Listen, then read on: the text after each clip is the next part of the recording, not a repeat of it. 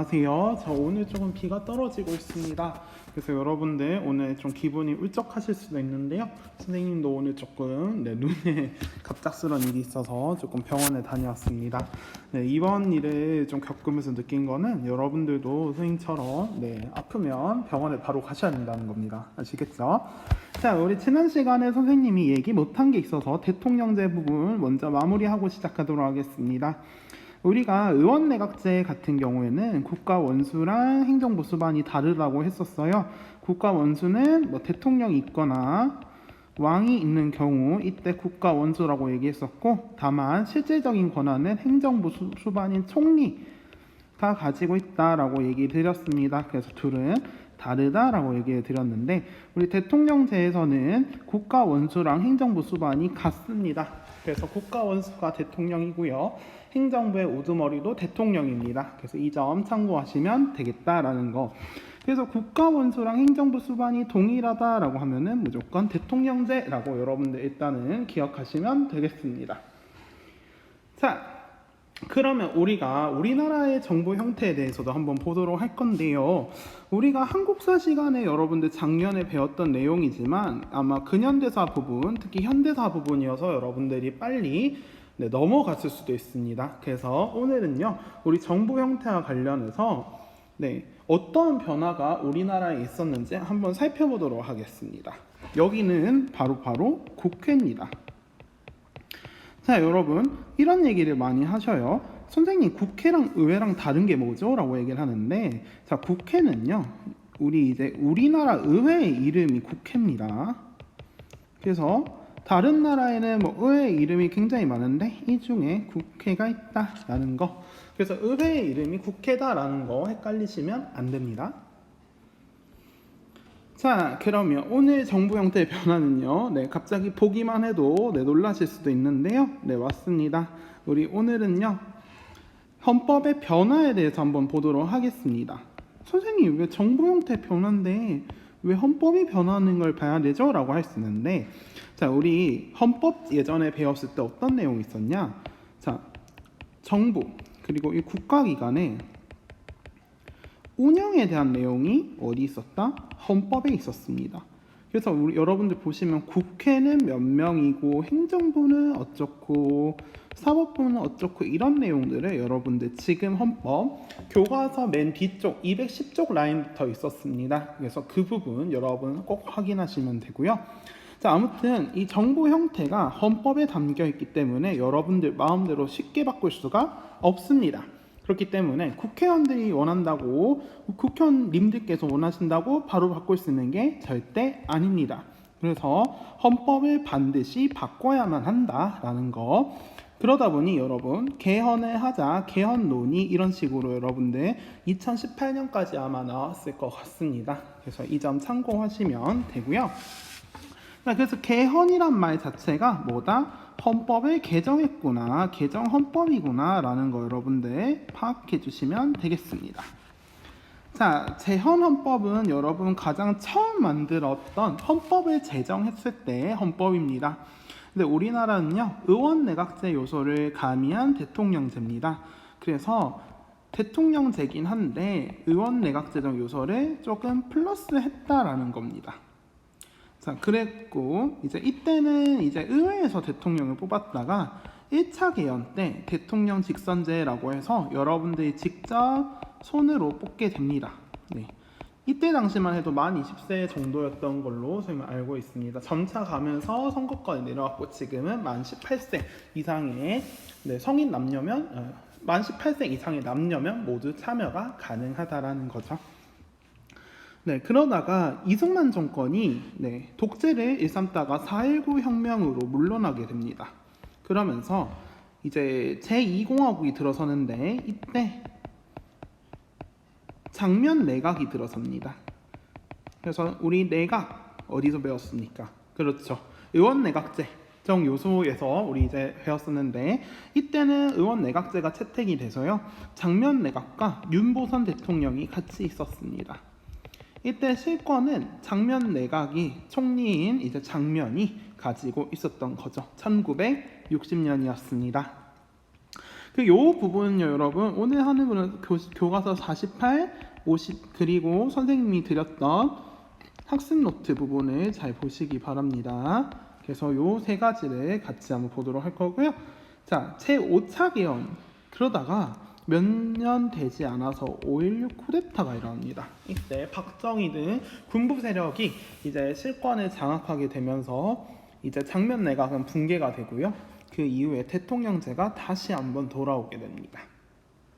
그런 다음에 이 박정희 정권이 계속 자신의 권력을 유지하기 위해서 유신헌법이란 것을 만들게 되고요. 이때 대통령의 권한은 커지고 대통령을 직접 뽑다가 이제는 간접적으로 내가 뽑는 게 아니라 내가 나의 대리인을 통해서 뽑게 되는 간접 선거가 일어나게 된다는 겁니다. 네. 그리고 이제 신군부가 12.12 쿠데타를 통해서 다시 집권하게 되죠. 전두환, 노태우 이렇게 두 사람이 주축이 됐었는데 이때는 아예 우리 장충체육관에서 이제 미리 뽑혀져 있는 사람들이 그 사람들 통해서 누구 이제 대통령을 선출할 것인가라고 해서 전두환 대통령이 당시에 전두환 씨가 대통령에 당선이 되었죠. 근데 이 당시에 임기는 7년으로 바뀌었습니다. 그리고 우리가 아는 지금까지 오고 있는 마지막 개헌 헌법인 이제 9차 개헌에서는 이 당시에 워낙 이제 군부 독재 세력들의 문제 때문에 민주화 운동이 벌어지게 됩니다. 그러면서 6월 민주 항쟁이 일어났고요. 대통령을 직접 뽑자라고 하는 이야기가 나왔는데 뭐 당시에 호원 이런 식으로 얘기가 나왔을 거예요. 헌법을 지금 헌법을 보호하자 얘기했는데 그 당시에 화이트 칼라인 직장인들, 대학생들, 교수들이 발칵 뛰고 일어납니다.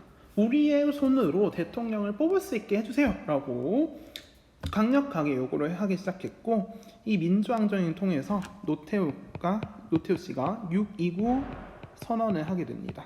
그러면서 직접 대통령을 뽑을 수 있는 직접 선거로 다시 돌아가게 됩니다. 그리고 5년 담임이 아니라 단임입니다.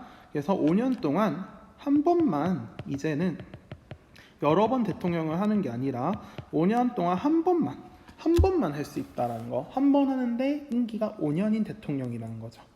그리고 권력 간의 우리 삼권 분립이 조금 더 엄격하게 일어나게 됐다라는 겁니다. 그래서 이 내용들은 교과서 48쪽에 글로 되어 있고요. 50쪽에 헌법 조문으로 되어 있고 선생님이 학습 노트에 또 추가로 이렇게 드렸습니다. 그래서 이 부분도 꼼꼼하게 보시면 여러분 학력평가에서도 도움이 되실 거라고 믿습니다. 네, 넘어가 볼게요.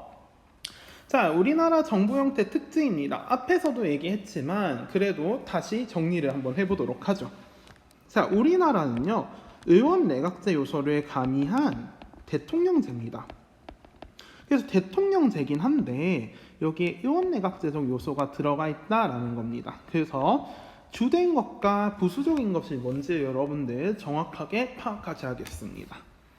자, 국민이 직접 자기 손으로 뽑은 대통령과 국회의원으로 구성이 되었습니다.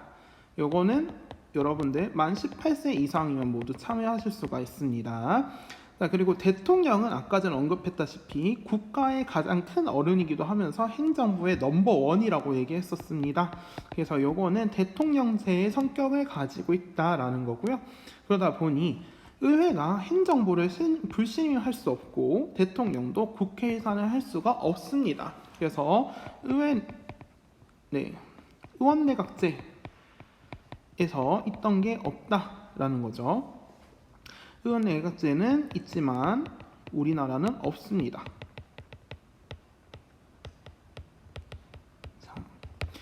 자, 그러나 말이죠. 대통령은 우리 대통령제 그 고유 특성인 법률안 거부권을 그대로 들고 왔고요. 그리고 대통령이 만약에 헌법이나 법률을 어기는 경우가 있습니다. 네. 직무 행위 중 자, 그 대통령이 아니면 장관이 자신의 일을 하고 있다가 헌법이나 법률을 어기는 경우가 있을 때는 이 사람을 그대로 그 직에 놔둘 수 없다고 판단할 때는 이 사람은 더 이상 이 직을 수행할 수 없습니다. 네, 그만두게 해주십시오라고 우리가 헌법재판소에 탄핵을 소추한다라고 얘기를 합니다. 그래서 여러분 요거는 우리가 나중에 다시 한번 보도록 할 건데, 아무튼 국회도 이것을 대통령한테 들이밀 수 있다는 거죠. 그러면서 상호 견제가 가능하다라는 겁니다. 네. 자, 그러면 여러분 오늘은 매우 중요한 것밖에 안 하다 보니 압축적이지만 여러분이 조금 적으실 게 많을 것 같습니다. 그래서 당연히 PDF는 올려드릴 예정입니다. 자, 우리나라 정부 형태 특징을 한번 보도록 할까요?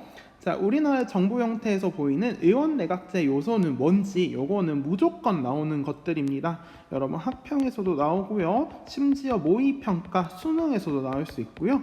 뭐 내신도 뭐 나올 수도 있겠죠. 자, 아무튼 보도록 하겠습니다. 첫 번째입니다.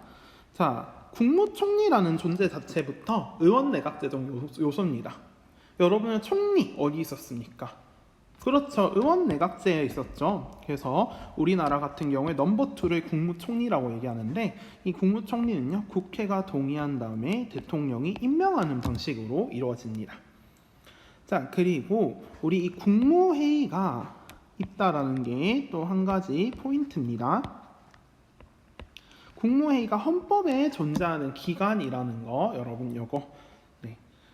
국무회의는 우리 대통령도 있고 장관도 있고 총리도 있고 이런 경우인데, 우리가 다른 나라에서 의원 내각제 같은 경우에 이런 뭐 회의들이 있습니다. 국무회의라고 해서.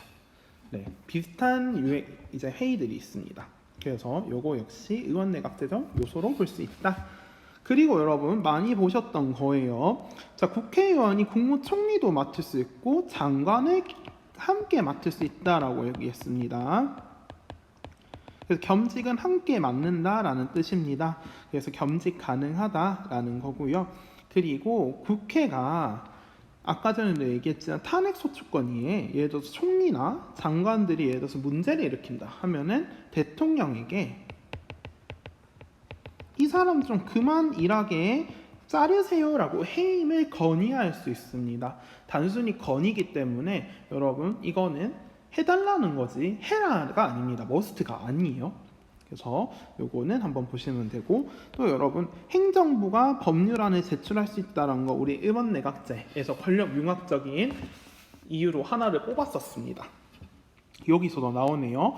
자, 그리고 요거 두 개도 보시면 우리 국무총리나 이제 장관이나 정부의 이제 공직자들이 나와서 국회에 출석해서 다양한 정책에 대해서 이제 국회의원들과 얘기를 하는 게 있는데, 요게 이제 국정감사나 뭐 국정조사나 뭐 이런 것들이 있습니다. 요거는 잠시 뒤에 아마 또 나올 것 같습니다. 그리고 이제 국회가 예를 들어서 땡땡땡 장관이 나와서 얘기를 해라 라고 요청을 하면은 이 총리나 이 장관들은 나와서 답변을 할 의무가 있습니다. 네. 그리고요, 여기까지 일단은 오늘 한번 해보도록 하겠습니다. 교과서 50쪽하고 51쪽은요 여러분들 한번 보시고 꼭 해주세요. 그래서 선생님이 지금 했던 것들 중에 방금 했던 우리나라 정부 형태 특징이라든지, 네, 그리고 정부 형태 변화, 요게 오늘은 네, 3페이지밖에 안 되지만 굉장히 압축적으로 적었기 때문에 여러분 12차시 A에서 반드시 보시고 12차시 B에서 하는 국회에 대해서 한번 다시 보도록 하겠습니다. 여러분 고생 많으셨고요. 아직 끝은 아닙니다. 자, 우리 두 가지 정부 형태에 대해서 한번 지난 시간까지 배웠고요. 어떤 정부 형태를 가지고 있는지도 배웠습니다. 그래서 무지무지 중요하다라는 거죠. 자, 여러분 선생님이 여러분한테 꼭 해주고 싶은 말이 첫 번째입니다. 뭐냐? 여러분 질문하시거나 아니면 선생님한테 힘들어요 라고 얘기하는 친구들 이야기를 듣다 보면 여러분이 조급하고 얼마나 이 시험에 고민을 하는지를 많이 느낄 수 있었습니다. 그런데 우리가 살펴보면은 생각보다 우리가 쉬운 걸 놓치는 경우가 많아요. 그래서 우리가 의원내각제 같은 경우도 의원내각제가 뭔지도 기억을 못하는 친구들이 있습니다. 그런데 그렇다고 어려운 문제를 푼다고 여러분께 되지는 않아요. 그래서 이제 급할수록 내가 아는 개념이 정말 아는 건지 아니면 모르는 건지 여러분 먼저 파악을 하시고 그 다음에 쌓아가시면서 어려운 문제를 푸시면 더 여러분한테 많이 올 수 있습니다. 특히 정법은 맨 마지막 날이잖아요. 그래서 다른 날 시험이 끝나고 또 집중할 시간이 있으니까 여러분들한테 조금 더 여유가 있습니다. 오늘 기준으로 2주가 남았을 거예요. 그래서 너무 조급함 갖지 말아 두셨으면 좋겠습니다. 일단 너무 우리가 쫓기다 보면은 내가 봐야 될 것도 보지 못하는 경우가 있으니까요. 그래서 내가 아는 것과 모르는 것을 한번 구별해보고 확인해보고 선생님이 얘기한 거랑 내가 정확하게 잘 이해를 하고 있는가. 그리고 혹시 모른다면 질문은 언제든지 환영하겠습니다. 그래서 오늘도 힘내시고요. 잠시 뒤에 12차시 B 영상으로 찾아뵙겠습니다. 잠시 뒤에 뵙겠습니다. 안녕.